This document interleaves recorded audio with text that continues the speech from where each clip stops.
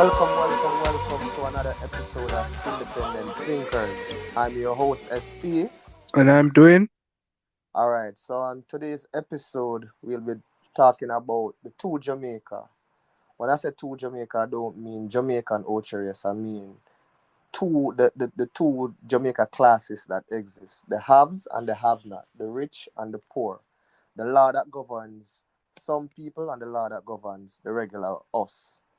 So, Dwayne, it's been a burning issue that I have to talk about when I realize what's going on as it relates to the DRMA Act. The DRMA Act, which is the Disaster Risk Management Act that the government instituted a couple months ago to deal with the whole COVID pandemic and whatever. I was reading an article in the Jamaican Observer that was when June 8th, which it said that 24 people were arrested in Clarendon for breaches of under the Disaster Risk Management Act in Mineral Heights. Now, I want to ask you a question, right? For that Mocha Fest party that was held in Negril, how many of those party goers were arrested? Because I'm searching online now and I can't find it. I don't know that if you can that give me the that data. that's a very valid question you're asking, Steve. But I want to touch on something, right? Do you realize that every time a major event or tragedy happens, that is when we are reminded that we are not really one people as all the matter said. Because if we were one, the law that applies to the working class and the poor would have applied to the rich. Mocha Fest happened over a period of what, 4 days? Yeah, something like that, a week events. It was a week event, but I think it stopped abruptly because the video started to circulate. Mm-hmm. And the aftermath of it is a lot of justification for the party. Uh, Persons went through the process without any charges. They said that charges were laid against the manager. We can't Yeah, know what kind of yeah, charges there are. man. The charges laid against them were um. Hold on, let me find it now. It says something about the spirit license or they didn't get any what you call it now. They didn't get any approval from.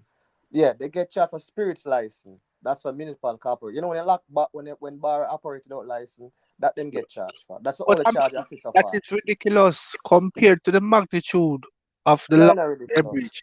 It's not That ridiculous to me, honest. It is it's just a regular thing what we as Jamaica know for a fact. We have two Jamaica and we have the government members of our government who acts like they are for the people, but apparently they are for their friends because I mm, can tell you this.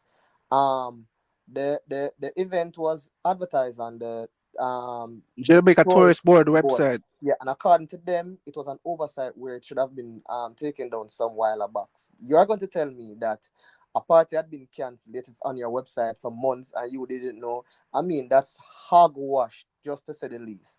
And I can say this to you: if that party was held at for example, Skydwell or anything, matter of fact, it wouldn't even happen because I see people advertise dance in a bush and police find it.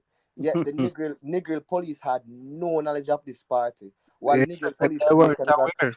Negril police station is a throne's store away from Risk Cafe, and they didn't see all the out those vehicle piling up over the premises, and they didn't see all that hear all that noise and everything else. No, they Yet, weren't aware of it. yeah, man, but yet you can find parties in Cane Peace and go lock up people. I didn't see any bus. I didn't see any bus out there Transporting everybody locking up people. from the And party.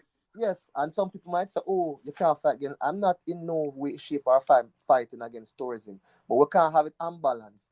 You had recently where they closed all the beaches, but yet still, a person who can afford the money can go down to the north coast and go to a hotel and go up on the beach. So is it one law for some for the poor and one law for the rich? We all know it's two different Jamaica system.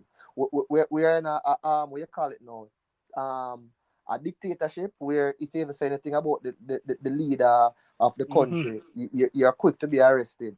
Just call That him is name in true. a manner where you don't like, you get arrested immediately. So Hmm.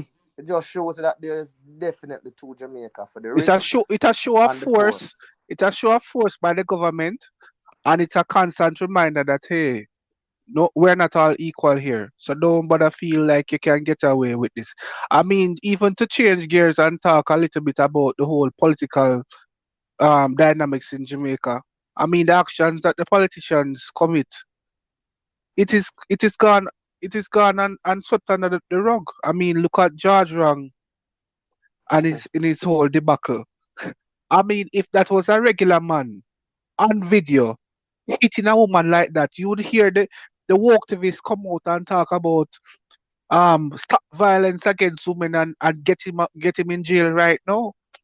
But I didn't see that campaign coming from the females, even the females in the political party, they were very quiet.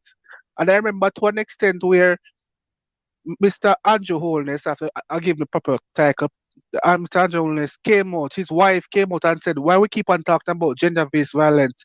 All violence is bad. Let's talk about that. Let's not single it out. And I'm like, whoa.